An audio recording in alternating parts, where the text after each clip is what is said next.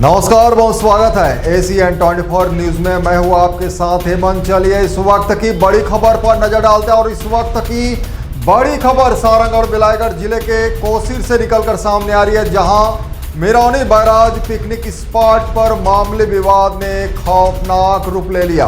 कुछ युवकों ने मिलकर पिकनिक गए युवकों पर चाकू और डंडों से ताबड़तोड़ हमला कर दिया। हमले में युवकों के पीठ और हाथ पर गंभीर चोटें आई है। घटना के बाद इलाके में सनसनी फैल गई है।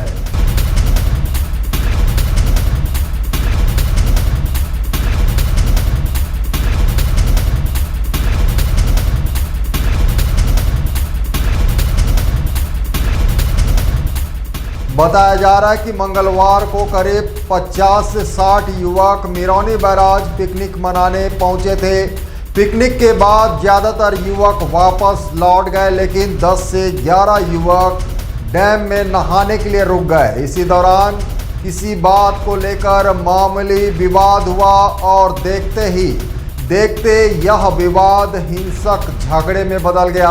आरोपियों ने अचानक चाकू और डंडों से हमला कर दिया। इस हमले में 4 युवक गंभीर रूप से घायल हो गए। घटना के बाद घायल युवक किसी तरह कोसीर थाने पहुंचा और शिकायत दर्ज कराई।